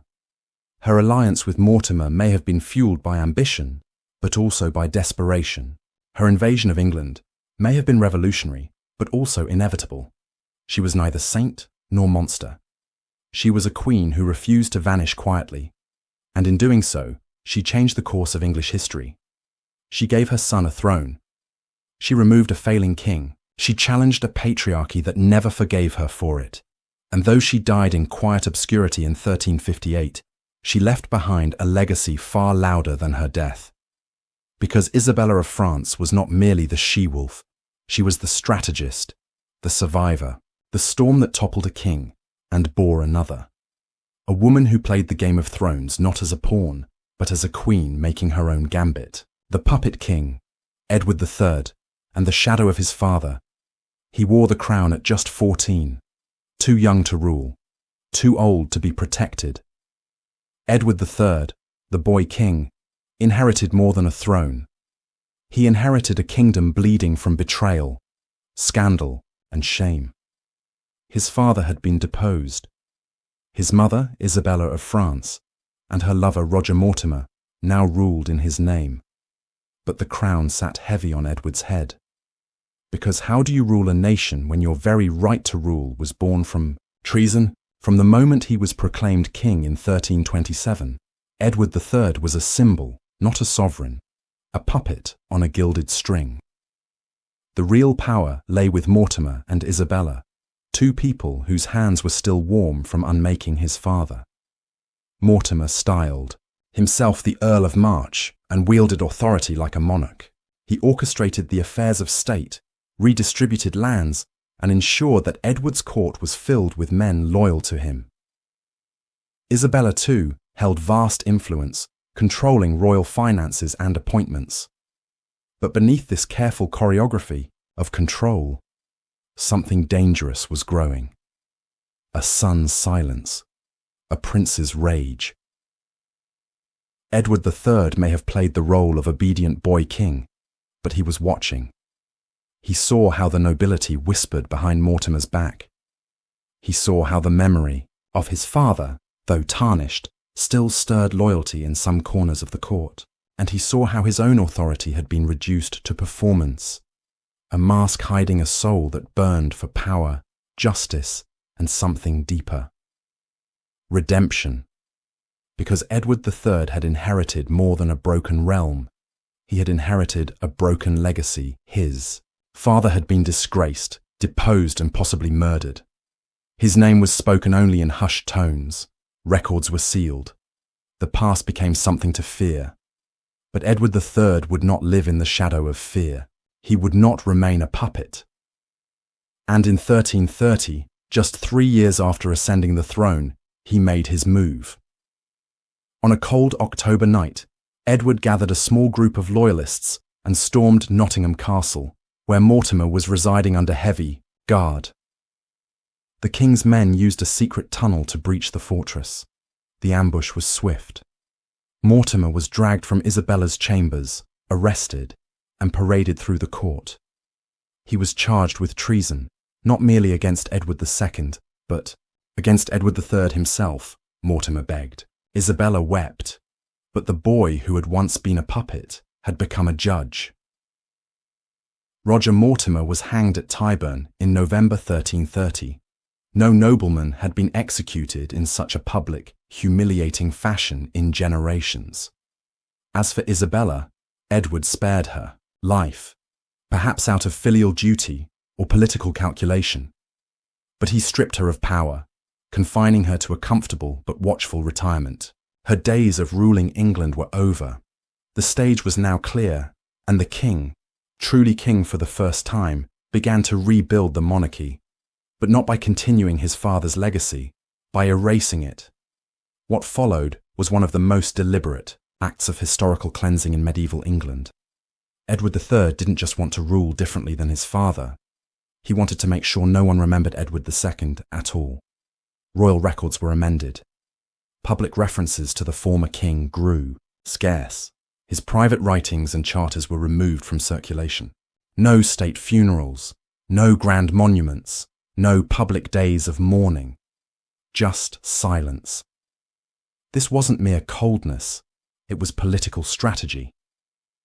Edward III's reign depended on legitimacy, on stability, and legitimacy demanded that the sins of the past be buried, quite literally, with the man who had committed them. The court avoided direct mention of Edward II's deposition. His final resting place, though later decorated, was kept distant from the heart of royal propaganda. But the shadow lingered, because Edward III's policies bore the unmistakable fingerprints of a king trying to correct a legacy. Where Edward II had clashed with the barons, Edward III courted them. Where his father had relied on favourites, Edward III cultivated a broad base of loyal nobles. Where his father had lost wars and prestige, Edward III launched glorious campaigns in Scotland and France, igniting what would become the 100 Years' War. War, to Edward, was more than conquest. It was narrative. It was redemption. By winning, abroad, he could prove his strength at home. By conquering, he could silence the whispers that he was the son of a failed king. And by building a court of knights, poets, and chivalric grandeur, he could offer England a new image of kingship, one rooted in masculinity, honour, and order, the opposite of what had come before. And yet, trauma does not vanish so easily. Behind the pageantry, Edward remained a man marked by the past. He rarely spoke of his father, even in private correspondence. He showed no public grief, no written reflection. It was as if acknowledging the pain would give it power. He turned his father into a ghost, and in doing so, tried to escape his own haunted inheritance. But the deeper irony is this. In trying to undo his father's legacy, Edward III may have become more like him than he realised.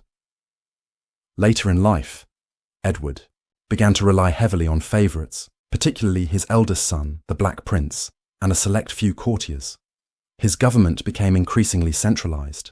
Parliament, once appeased, began to push back. And in his final years, plagued by illness and grief, the realm again descended into instability, a foreshadowing of the chaos that would come after his death. Perhaps that is the ultimate tragedy of Edward III. He was a man who rose from a ruined throne to become one of England's greatest warrior kings. Yet even he could not escape the cycles of power, betrayal, and legacy that had destroyed his father. The trauma was not just personal, it was dynastic. And as the Plantagenet line moved forward, the seeds of discord sown under Edward II, of disputed legitimacy, of internal division, would grow into full-blown civil war. But in 1330, Edward III had no way of knowing what would come. All he knew was that he had seized back power, that Mortimer was dead, that his mother was silenced, and that his father, whoever he truly had been, was now a chapter closed. Or so he thought. Because you can suppress history, you can bury it, burn it, forget it. But it waits, and in the centuries to come, Edward II's story would return, not as a cautionary tale, but as a mystery, a tragedy, a myth, a story that refused to stay dead, and the boy who had once tried to erase it. He would find himself remembered not only as a conqueror, but as the king who tried, so desperately, to rewrite his past. Bones and doubts. The hunt for Edward's final resting place.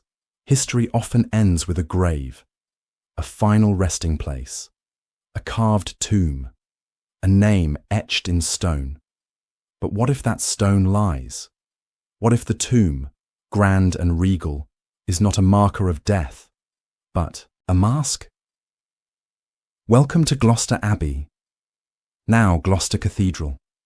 It's here, nestled within the cool hush of medieval arches and Gothic windows, that a tomb rests beneath a golden canopy, an ornate shrine fit for a king. It bears the name of Edward, too, but does it truly hold his body? Or is this tomb part of the grand illusion that has haunted English history for centuries?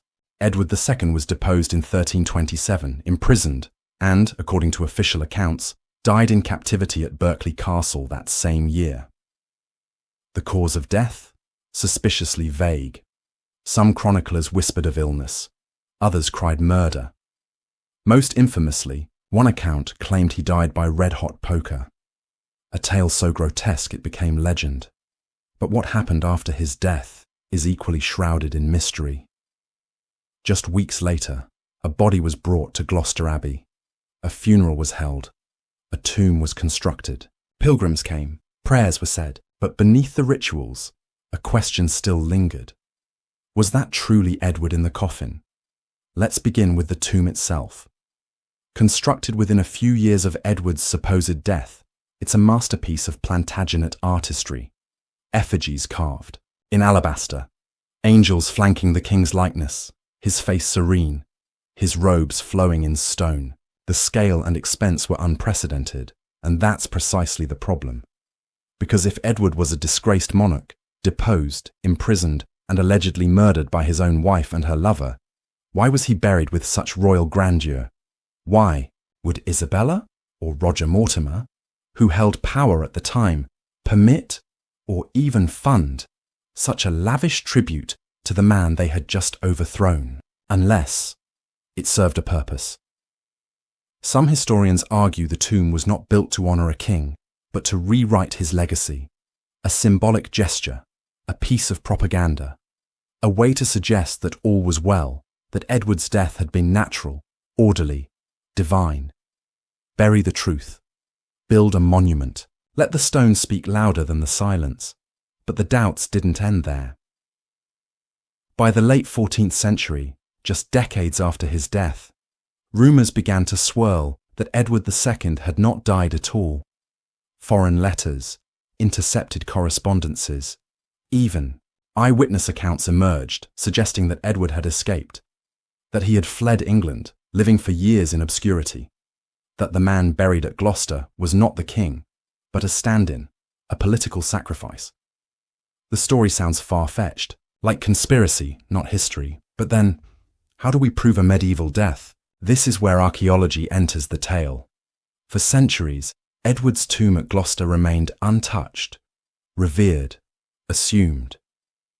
But modern science brings with it a new set of tools: forensic anthropology, DNA analysis, radiocarbon dating, capable of answering questions that chroniclers left unresolved. So, have Edward's remains ever been examined? Here, the story grows frustratingly cautious. Despite public interest, no full-scale scientific excavation of Edward's tomb has been carried out. Concerns about disturbing royal remains, ethical considerations, and the political sensitivity of such a move have kept the grave sealed, but not untouched. In the 19th century, minor repairs and interior explorations of the tomb suggested that a body does lie beneath the effigy, wrapped in lead, consistent with royal burials of the period. Sketches from the time show a tightly sealed sarcophagus and intact bones. Yet without a full forensic analysis, we cannot confirm identity. Was it Edward, a substitute, a statement? We simply don't know. Attempts to resolve the mystery through DNA analysis face enormous hurdles. To compare Edward's DNA to known relatives, scientists would need genetic material from confirmed Plantagenet descendants. While this is theoretically possible, thanks to remains like those of Richard III, unearthed and tested in 2012, it's an enormous logistical and ethical challenge. The problem is larger than one tomb. Medieval remains are notoriously difficult to authenticate. Burials were often undocumented. Bodies moved, names misrecorded, and centuries of erosion, rebuilding, war, and decay, and you get a historical minefield. Even radiocarbon dating, which can approximate the time of death, has a margin of error, of decades, hardly precise enough to distinguish between a king and a cleverly placed decoy. So the mystery remains: a tomb in a cathedral, a body in lead, a name carved in stone, and no conclusive proof. But perhaps, in some strange way, that ambiguity is the point. Because Edward's grave, real or not, has become more than a final resting place. It has become a symbol. To some, it is a monument to a failed king, a reminder of how power corrupts, how weakness invites treachery, how favoritism and folly brought down a dynasty. To others, it is a martyr's shrine, a place where a king wronged by history is finally at peace. And to modern eyes, it is a puzzle box, a forensic riddle waiting to be solved. What's most fascinating is that Edward's tomb became popular among pilgrims in the decades after his death. People came not to condemn, but to revere. Offerings were left. Miracles were whispered. There was talk, though never canonized, of sainthood. A failed king turned holy. Is this not the final irony? That the man who had been scorned in life, mocked, deposed, perhaps murdered, became an object of devotion in death? That a tomb, whether genuine or staged, could shift public perception, reshape memory, rewrite the end of a life? Because tombs are not just about death, they are about narrative. We build them to tell stories we want to believe, to close chapters, to anchor history. But in Edward's case, the story remains open. The tomb at Gloucester still draws visitors, scholars still debate, theories still multiply, and the question echoes through the vaulted silence. Is he really there? Perhaps that's why we return to the cathedral, to the chronicles, to the whispers of conspiracy. Because Edward II's resting place is not just a site, it is a mirror, a reflection of our need for certainty, our fear of ambiguity, and our endless desire to make peace with the past. Whether bones lie in that coffin or not, the legend of Edward II will never rest, because history, like kings, does not always die when the record says it does. Sometimes it lingers, waiting to be uncovered.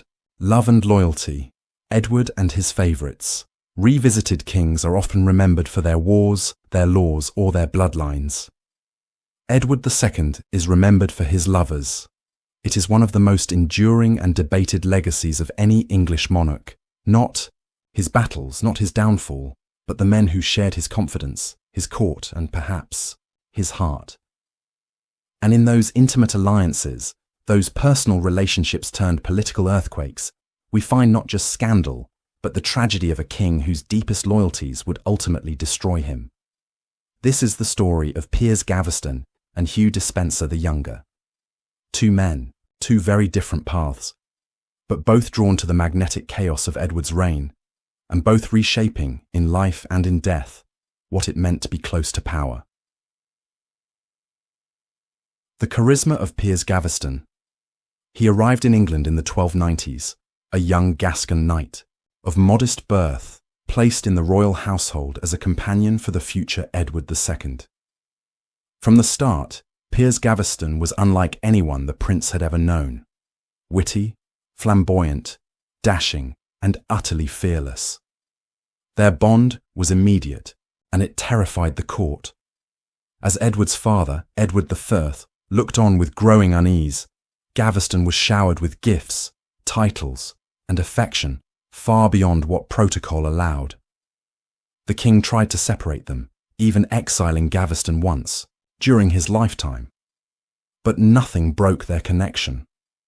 When Edward II took the throne in 1307, his very first act, was to recall Gaveston from exile and name him Earl of Cornwall, a title traditionally reserved for royal blood. It was a message to the realm. This man is not just my favourite. He is my family. The nobility was enraged. Not only did they see Gaveston as arrogant and disrespectful, mocking them with crude nicknames and theatrical flair, but they saw Edward's attachment as dangerous. The king's trust, the realm's resources, even its military decisions, everything seemed filtered through one man's influence. Was it love? History doesn't hand us certainty. But the passion, the obsession, the exclusivity, it all points to something deeper than friendship. Chroniclers of the time used careful, ambiguous language, noting their closeness but rarely naming it outright. More dear to him than any other, one wrote. Bound by a singular affection, said another. In an age where political alliances and masculine camaraderie were part of courtly life, Edward and Gaveston's bond crossed invisible lines. It wasn't just emotional, it was political, and it destabilized the kingdom. In 1312, it ended in blood. After repeated clashes with the barons, Gaveston was captured by a coalition of nobles. Despite promises of safe conduct, he was dragged from custody and executed, unlawfully, brutally, and symbolically. His body was left out for days. It was more than a murder. It was a warning, and Edward never recovered. He pursued justice for Gaveston's killers for years. He had the body buried with all the honour of royalty. He mourned publicly, painfully, stubbornly. The love or loyalty that had once brought him joy became a wound that refused to heal. But Edward's capacity for devotion did not end with peers. Enter Hugh Despenser the Younger. The obsession of Hugh Despenser. Where Gaveston had been charm, Despenser was control. He rose not as a romantic ideal, but as an extension of Edward's desperate need for loyalty, power, and revenge. Despenser was ruthless, intelligent, and completely without restraint. He quickly became not just Edward's confidant, but the de facto ruler of England. Together, Edward and Despenser reshaped the court, punishing enemies, seizing lands, crushing opposition. If Gaveston had drawn ire, Despenser summoned hatred. He exiled noble families, executed rivals, and flaunted his influence with arrogance. Chroniclers painted him as cruel, manipulative, even sadistic. Unlike Gaveston, whose fall was tragic, Despenser's was inevitable. But here's the question: why did Edward allow it? Was it fear, dependency, or was it love once again, wrapped in darker robes? There's evidence, letters, behaviour, records, that Edward placed as much personal trust in Despenser as he had in Gaveston, perhaps even more. He empowered him in ways that destabilized the entire structure of English nobility. The irony is devastating. The king, mocked as weak, had the strength to defy every noble family in his realm for the sake of one man. Again, where other kings guarded their power jealously, Edward gave it away, wrapped in affection, sealed with loyalty. And that, more than any military defeat, was what his enemies could not forgive. So, were these relationships romantic, political, emotional, strategic? The answer, likely, is yes. In the tangled world of medieval kingship, love and loyalty were never cleanly divided. To trust someone was to invest power in them. To love someone, openly or secretly, was to risk the realm itself. Edward's failure, if we can call it that, was not in loving. It was in trusting that love would protect him from politics. But it never did. When Isabella and Mortimer launched their invasion, it was Despenser who bore the brunt of the fury. He was captured, tried and executed in grotesque fashion, hung, drawn and quartered, his body parts scattered as a warning. Edward watched it all fall apart. Again, two men, two flames, one extinguished by cruelty, the other by ambition. Both left him broken. The weight of emotion in kingship, Edward's reign is often framed as a failure of power, a king too soft, too indecisive, too weak. But perhaps it was not weakness. Perhaps it was emotional intelligence in a brutal age. He was, by all accounts, a sensitive man. He enjoyed music, gardening, manual labor. He wept publicly. He formed deep attachments. He valued loyalty above all else. But the medieval world had little space for such a king. The strength expected of a monarch was military, masculine, merciless. Edward gave his heart when he was supposed to give orders. He valued individuals when he was expected to manipulate alliances. And that, in the cold calculus of power, was fatal. Yet, should it be? Reassessing Edward's reign through the lens of love and loyalty forces us to ask whether his failures were, in fact, human virtues punished by an inhuman system. He remained loyal when others betrayed. He mourned deeply when others would have moved on. He trusted too much. He cared too openly. In another age, in another life, he might have been remembered as a good man, a flawed but earnest leader. Instead, history gave him a narrative of humiliation. But history has begun to shift. Modern scholars, liberated from medieval biases, are beginning to see Edward not just as a failed king, but as a human king, one who defied rigid roles, one who loved, lost, and paid the price not for tyranny, but for tenderness. The question that lingers is not whether Edward's relationships doomed him. It is whether the world around him ever allowed a man like Edward to succeed. Because in the end, perhaps the tragedy of Edward II was not that he loved unwisely, but that he lived in an age where love, especially love between men, between kings and favourites, was always seen as dangerous and always punished. Kingship in crisis, Edward's reign. Compared to understand a fallen king, we must first understand the throne he sat upon, because Edward II's tragedy did not happen in a vacuum. It unfolded within a brutal system, a medieval monarchy that demanded not just authority, but projection. A king wasn't just expected to rule, he was expected to be the embodiment of power, unshakable, martial, invincible. Edward II was none of these things, and when compared to his father, Edward I, the Hammer of the Scots, the contrast is painful. One forged an empire, the other watched it fracture. One was feared, the other pitied. But is that all Edward II was? A poor imitation of a great man? Or was his downfall inevitable, written not in his blood, but in the brutal expectations of a medieval monarchy that left no room for weakness? This is the question that lingers at the edge of his reign, and in seeking an answer, we must pull back and see the broader pattern of kingship in crisis. Father and son, the Iron King versus the Gentle. Ere Edward I ruled for over 3 decades, with an iron will and a steel fist. He was a warrior king, towering both physically and politically. His campaigns in Wales and Scotland were ruthless.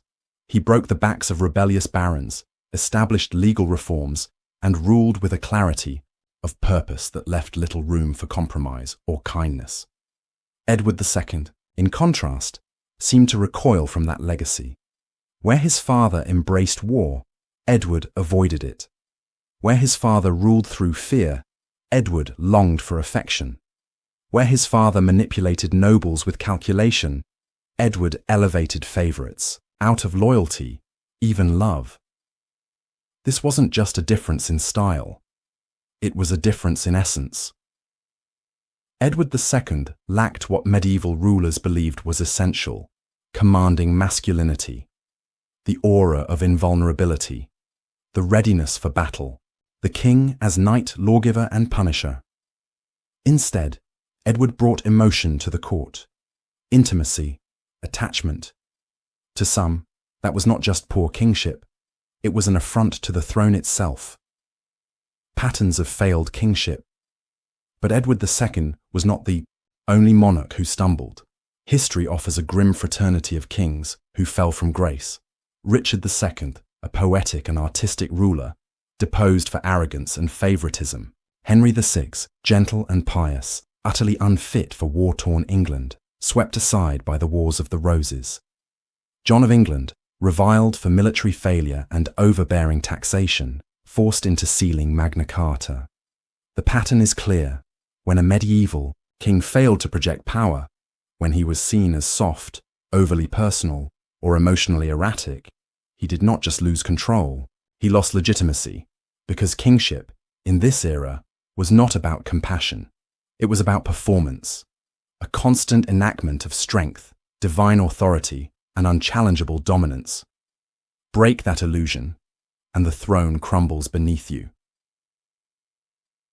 Edward II broke it early and never recovered. From the moment he elevated Piers Gaveston, showering him with titles and treasures, the nobility bristled. Not only was Gaveston foreign, flamboyant, and politically naive, he was loved, perhaps too deeply. The court watched, the barons whispered, and soon discontent turned into rebellion. Edward would repeat the same mistake with Hugh Despenser, and the cycle would intensify, ending, ultimately, in his overthrow. Was this personal failing, or was it a systemic flaw in medieval kingship? The narrow cage of the crown. The medieval English monarchy was built on inflexibility. A king had to be certain things: warrior, provider, arbiter, father, executioner. He could not be indecisive. He could not be emotional. He could not be seen to love. Edward II, by temperament or trauma, failed to fit that mold, and the system allowed no space for divergence. In many ways, his downfall was not just the result of poor decisions, but of a throne that demanded inhuman perfection. Had he ruled in a different era, one with bureaucratic checks, parliamentary constraints, or even a more symbolic kingship, perhaps Edward could have survived, thrived even. But in the 14th century, the crown was not a role, it was an identity, and Edward's identity, his softness, his intimacy, his refusal to embody brutal masculinity, was his undoing. This is why, once his authority cracked, there was no recovery. Medieval kings could be cruel, they could be tyrants, but they could not be weak, and weakness in Edward's world was fatal. Could it have been different? This brings us to a deeper, more painful question. Was Edward's fall inevitable? Or could it have been prevented? Some historians argue yes. He could have changed course. Had he listened to the barons, distanced himself from favourites, embraced his martial duties, he might have secured his throne. His early reign showed potential: administrative reforms, infrastructure investments, and even signs of peace. But Edward did not pivot. He doubled down. Again and again, he alienated allies, favoured the few, and reacted to threats with emotion rather than calculation. So perhaps his downfall was not fated, but it was forecast. The warning signs were there from the start. The question is whether he could have changed. And maybe he couldn't. Because Edward's greatest flaw was not just political misjudgment, it was a mismatch between his nature and his crown. He was not born to be a warrior. He was not bred for dominance. He was not equipped for the cold, sharp necessities of medieval kingship. He was perhaps too human for the role he inherited. What the future learned, and didn't Edward's reign, became a cautionary tale. Future kings took note. Edward III, his son, would rule with strength and martial glory, everything his father was not. He restored the dignity of the crown through war, conquest, and ceremonial masculinity. The sins of the father were buried beneath the triumphs of the son. Later monarchs, like Henry V or Henry VIII, would return to the idea of kingship as spectacle, an endless performance of dominance, virility, and divine order. But the deeper lessons about vulnerability, about the cruelty of rigid systems, about how emotional intelligence might serve better than brute force. Those lessons were not learned, because medieval kingship had no place for nuance. Edward's reign is often treated as a failure to rule, but perhaps it was, more importantly, a failure of the system to accommodate difference.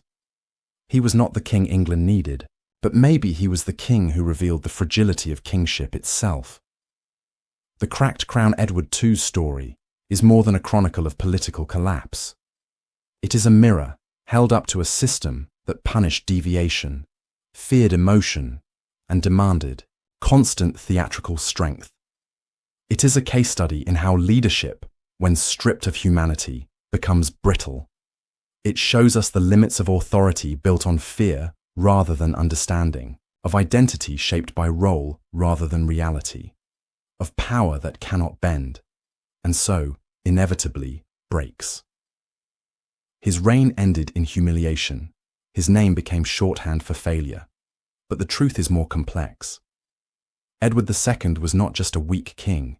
He was a man trying to be king in a world that punished tenderness and consumed those who failed to perform. In that sense, he stands not just as a failed monarch, but as a symbol of how power dehumanizes those who wear the crown. And that is the real crisis of kingship. Not that some men fail to rule, but that the throne allows no room for the kinds of men who might rule differently. The forbidden throne, sexuality and power in medieval England, power and identity have always been uneasy bedfellows. In medieval England, kingship was not just a role, it was a performance, a constant, scrutinized display of masculinity, dominance, and divine authority. A king had to lead armies, enforce law, father heirs, and above all, appear beyond reproach. But what happens when the man who wears the crown doesn't fit the mold? What happens when his heart, and perhaps his desire, moves against the grain? This is the quiet storm that swirled beneath the reign of Edward II. His story is not just about politics or betrayal. It is also about queerness, masculinity, and the historical silence that surrounds men who love differently in a world that offered no room for deviation. Edward II didn't just fail by political standards. He failed, in the eyes of many of his contemporaries, by moral ones. And yet, the charges brought against him, both in life and posthumously, say more about his enemies and their fear of difference than they do about him. Because Edward's crime, in the eyes of medieval society, may not have been who he loved. It was that he loved so openly. Same-sex desire in the medieval mind. To understand how Edward's personal life became public condemnation, we must first enter the worldview of the 14th century. In modern terms, we might call Edward's affections, for Piers Gaveston or Hugh Despenser, homosexual. But such a concept, as an identity, did not exist in his time. There were acts, not orientations, behaviors, not labels. The term sodomite was a catch-all, a loose, damning phrase used not only for same-sex relations, but for any perceived sexual deviance. It was moral, religious, and legal all at once. A weaponized term used to shame, control, and condemn, and it was deadly. Medieval law did not distinguish between consensual affection and criminal perversion. The sin of sodomy, vaguely defined, often whispered, rarely proven, was enough to spark suspicion, excommunication, and even execution. It was not just a private offense. It was a threat to social order, to divine will, to the hierarchy of masculinity itself. And in this world, Edward was vulnerable. His deep emotional attachments to male courtiers, his disregard for martial norms, and his apparent lack of discretion made him a walking contradiction. A king with favourites was one thing. A king whose love for them seemed personal and possibly romantic was another thing entirely, and the chronicles noticed. Writers of the time danced carefully around the fire. They never said outright, Edward was gay, for they had no such term, but the insinuations are unmistakable. Some spoke of his unseemly familiarity with Gaveston. Others noted his excessive affection or intimacy beyond measure. One described how he neglected his wife for his friend and how the court was scandalized.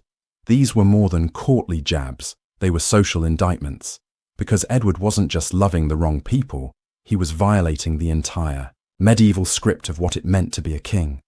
The masculine ideal and Edward's transgression. A medieval king was supposed to be the embodiment of chivalric masculinity, a warrior, a father, a righteous ruler. His body was seen as a symbol of the state, his virility a metaphor for power itself. Edward, by contrast, preferred manual labor, music, and the company of beautiful men. He disdained tournaments, often ignored war, and invested his time in the lives of those he cherished, not those who demanded his attention. He wept openly. He trusted emotionally. He broke the script, and in doing so, he was no longer seen as a poor ruler. He was seen as unnatural.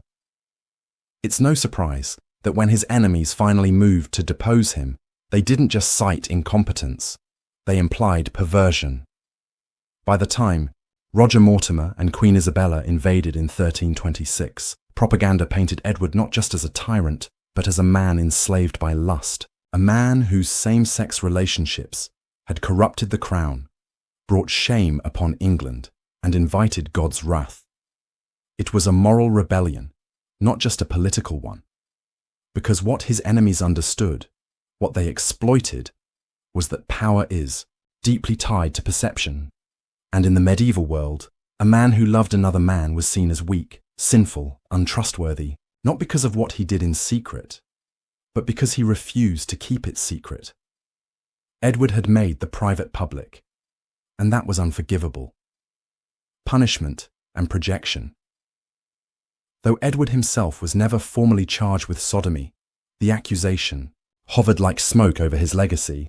His favourites were painted as corrupters. His death, whether real or dramatized, was shaped by sexual humiliation. Because if the most infamous tale is true, that Edward was murdered by having a red-hot poker inserted into his anus, it was not just an execution, it was symbolic retribution. Final act of mockery, designed not just to end his life, but to frame that life in a particular way, to brand it forever as deviant, shameful, grotesque. Even if apocryphal, the myth persisted for one reason. It told the story people wanted to hear. It confirmed their prejudices. It punished the difference they feared. And that is where we must confront the erasure and weaponization of queer history. Edward II may have been a king, but he was also a man, perhaps queer, perhaps bisexual, perhaps emotionally dependent, but certainly someone whose affections violated the rigid norms of his world. And for that, his memory was shaped by his enemies. Historians for centuries reduced his relationships to gossip. Queer scholars were long denied the chance to speak his name with honesty. And even now, textbooks tread lightly around the implications of his intimacy. Because to admit Edward loved men is to rewrite the boundaries of medieval masculinity. It's to accept that queerness, even in a king, has always existed, always been punished, and always been misunderstood. Legacy of a forbidden life. In the 21st century, Edward II has become something strange and powerful, a symbol of forbidden love, of dangerous visibility, of how power does not protect when the world sees you as different. LGBTQ historians and artists have begun to reclaim his story, not as a cautionary tale of weakness, but as a narrative of resistance, a flawed, tragic man who dared to live emotionally in an emotionless world, who dared to care and was crushed for it. He is not a hero. He is not a martyr, but he is perhaps a mirror, a reminder that identity and authority have never coexisted peacefully. That queerness has always been policed, punished, and silenced. Not because it was dangerous in itself, but because it challenged the fiction that power must always look a certain way. Edward challenged that. And though he fell, he left behind a truth that still matters, that the throne may be golden, But it is never safe for those who love in ways the world refuses to understand. The king who wouldn't burn, why Edward II, still haunts us. Some kings are remembered for what they built. Edward II is remembered for how he broke, and yet he endures. Not because of greatness or glory or conquest, but because of shame, because of loss, because of a death too cruel to be true and too compelling to forget. For over 700 years, Edward II has haunted the edges of history, not quite villain, not quite victim, a shadow figure, lingering in legend, recurring in drama, and never quite explained. His reign is over, his bones are dust, but his story, or rather, the story we tell about him, will not go quietly. Why? Because Edward's story isn't just history, it's myth, and myths never die. The lingering power of a fallen king, Edward II, reigned for 20 years, and yet his legacy feels eternal. He is not quoted like Churchill, revered like Elizabeth Firms, or analysed like Henry VIII. But he is imagined, again and again in every age, through every lens. Christopher Marlowe made him a tragic lover. Derek Jarman made him a queer martyr.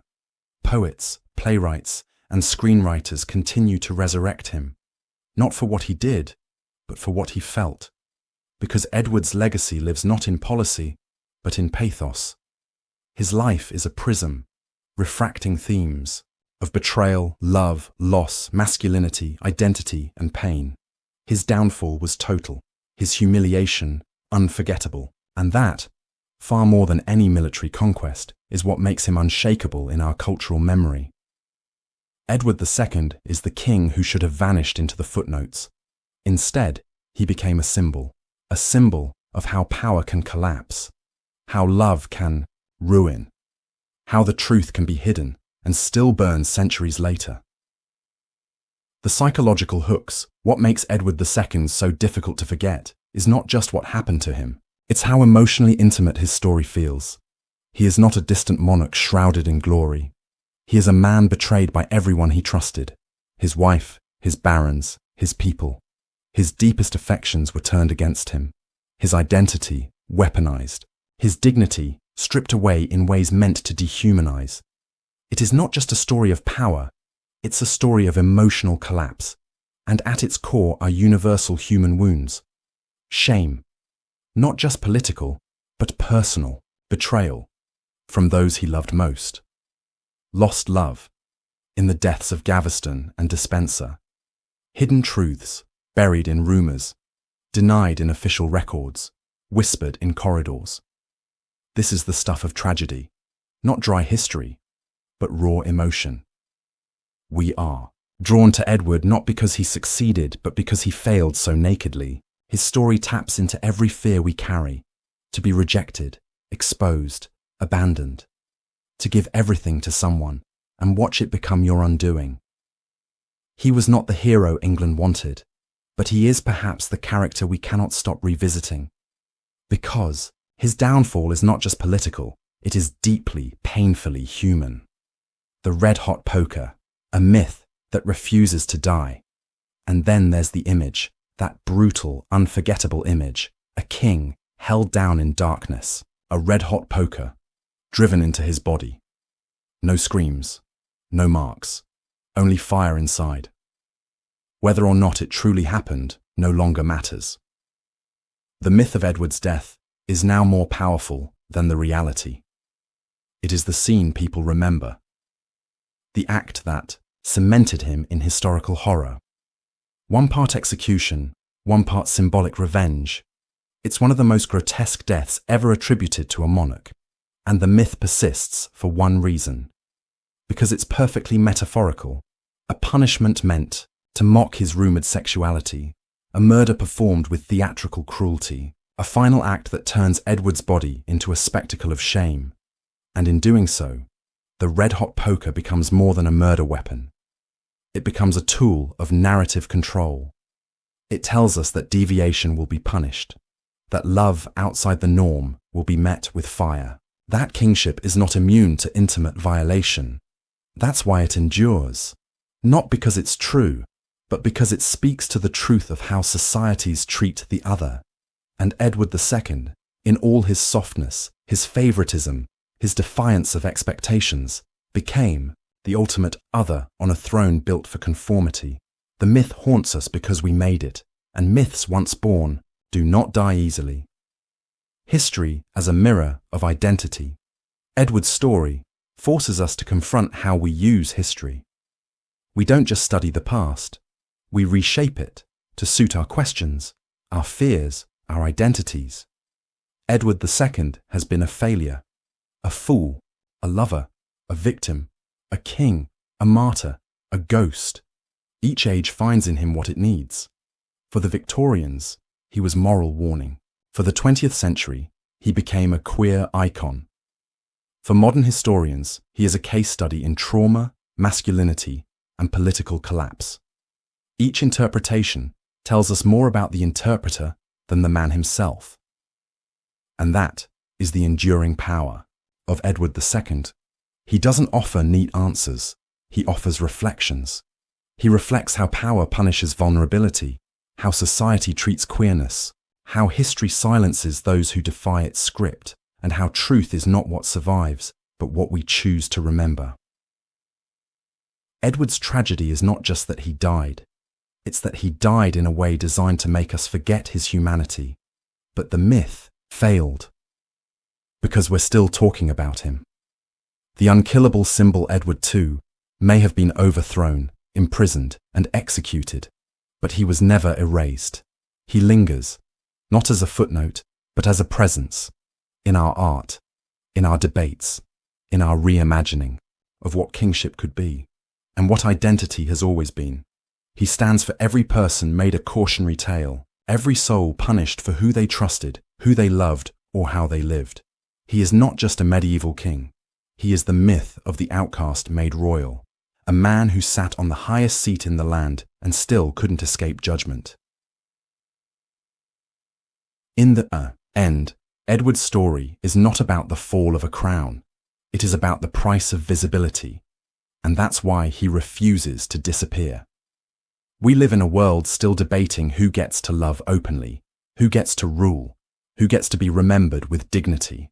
Edward's shadow crosses all of those questions, and he keeps walking with us, through textbooks, through plays, through the dark corners of our collective memory. He is the king who wouldn't fight, the king who wouldn't hide, the king who wouldn't burn, at least not in silence. And perhaps that is the final reason he still haunts us. Because in Edward, we see a truth most history books try to avoid, that sometimes the most dangerous thing a king can do is love.